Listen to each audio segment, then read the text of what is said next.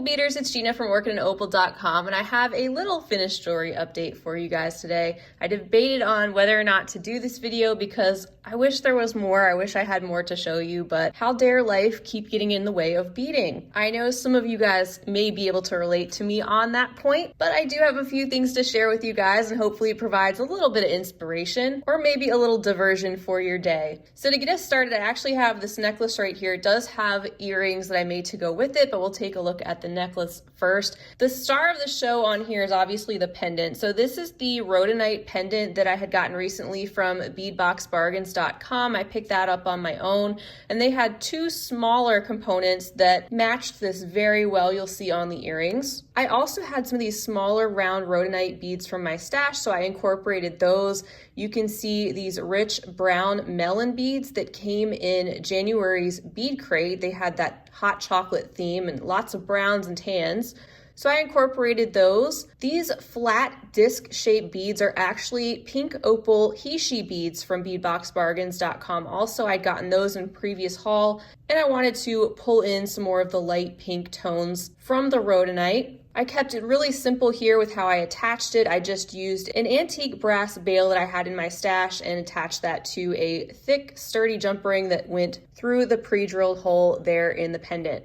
Here's the look at the necklace in full. You can see that I pulled in groups of 3 of those he-she beads back here to finish off the necklace and to bring in a little bit of a lighter tone to a lot of the darks we have going on in the front. Separated some of these with some antique brass spacer beads that I had in my stash. And here are the earrings that I made to go with this necklace. You can see those Rhodonite top drilled beads here. You could use those as small pendants. They're quite thick, but I didn't feel they were too thick or heavy to use in a pair of coordinating earrings. So here's a look at this whole set all together. I think it has kind of a tribal look, but also a sophistication to it. And I really do enjoy the combination of the light pink and the brown. And at first I wasn't sure about these. They pull a little bit maroon depending on what you pull them with. There's kind of a red undertone going on in this brown color. But the Rhodonite really has a lot of different tones in it, and I think it balanced it out really well.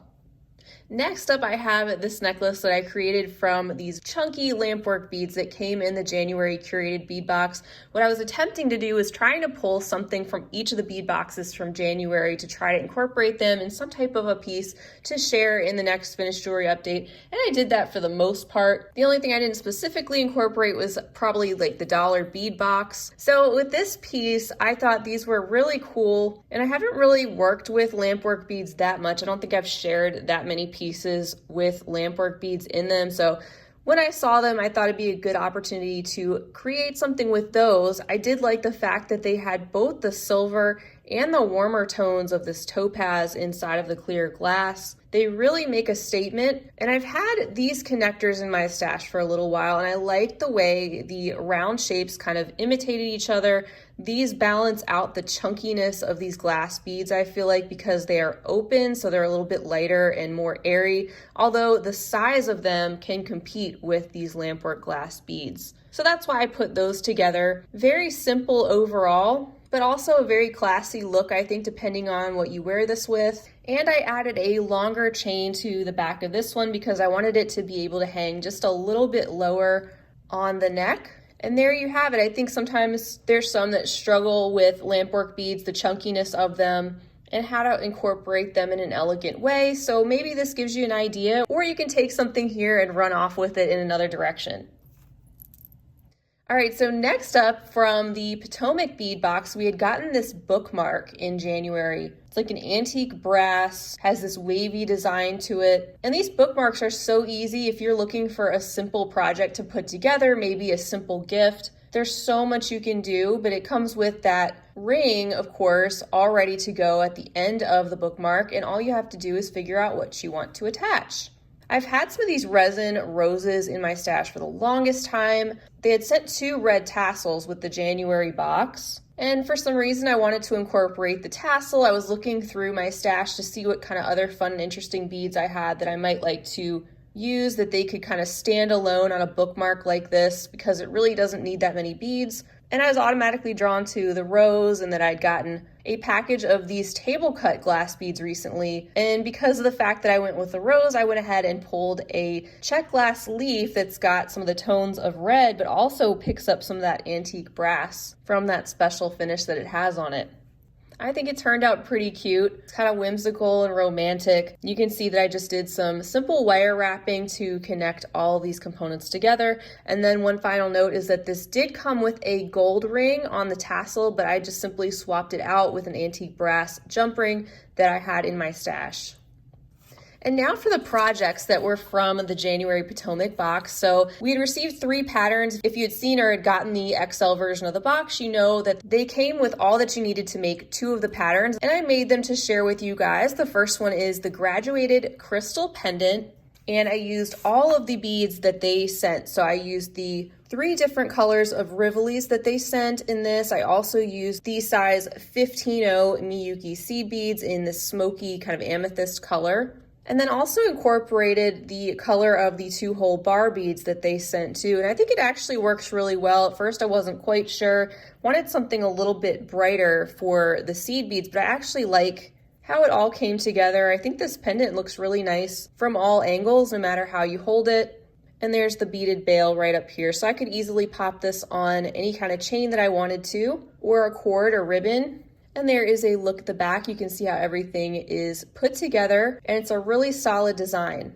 So besides the graduated crystal pendant, I also made the tubelet leather wrap bracelet. Now I am no stranger to these leather wrap bracelets, but I hadn't made one with the tubelets before.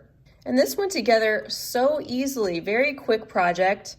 Here is a look at the color combination of what they sent. They sent, of course, the cord and the button and the 2 colors of tubelets.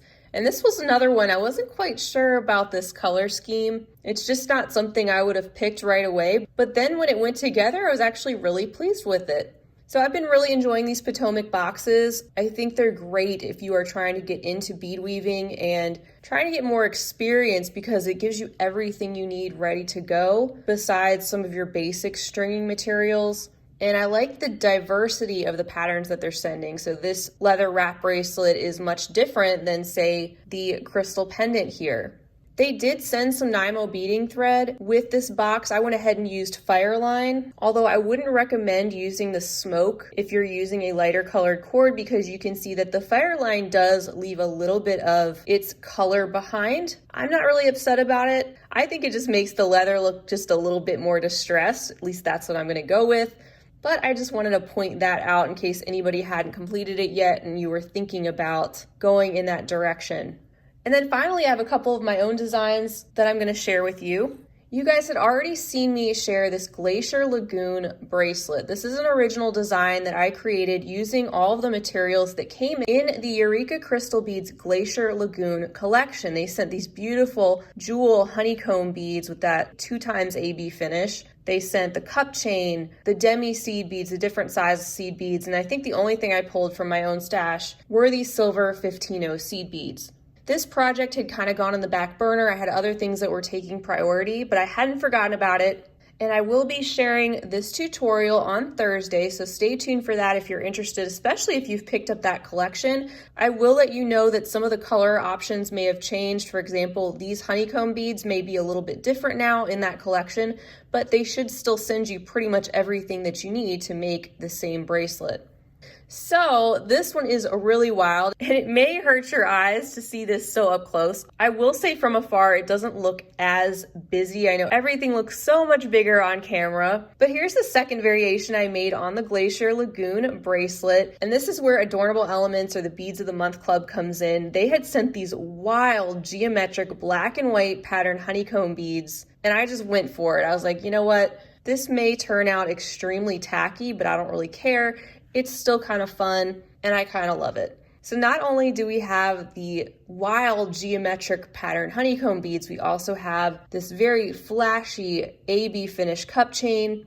And then I just incorporated some black demi rounds and some stainless steel colored Toho seed beads. Everything else I had gotten off of Eureka crystal beads just through my own ordering. And I also made this other color variation in the purple and silver that I just adore.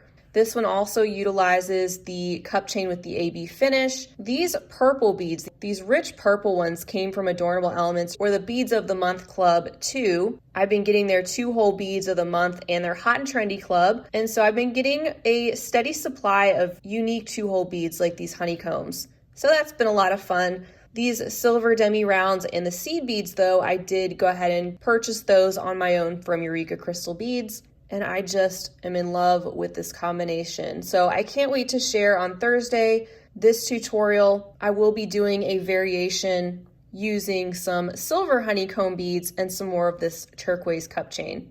By the way, here is how this one looks on the wrist. And some of these might be repeats if you follow me on social media. Also, I do try to post as regularly as I can on Facebook and Instagram, more of a real-time snapshot of what I'm up to. So if you don't follow me there and you are curious to know what I'm up to between videos, feel free to check me out on those platforms. Also, I'd love to have you. And of course, all those links are down below.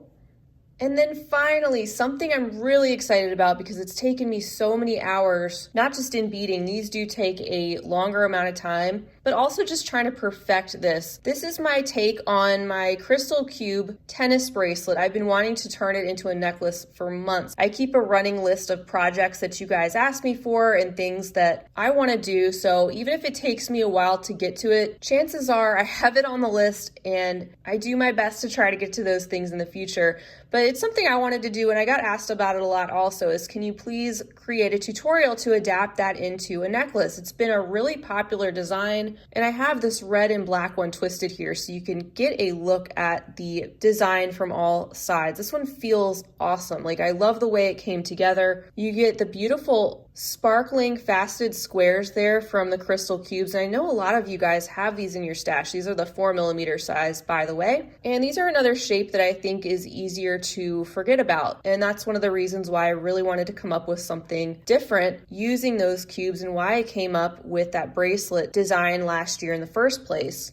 So one of the challenges to turn that into a necklace was you needed to have that ability to get this curve so it curves around the neck. It's not going to be a flat or straight tennis bracelet. So through some trial and error, I worked that out and I'm really pleased with how that came out. And I think it would look nice, not just in a complete necklace like this, but also if you did a segment of beading and then finished off the rest of it with chain or just with another strand of beads, it would look really cool too.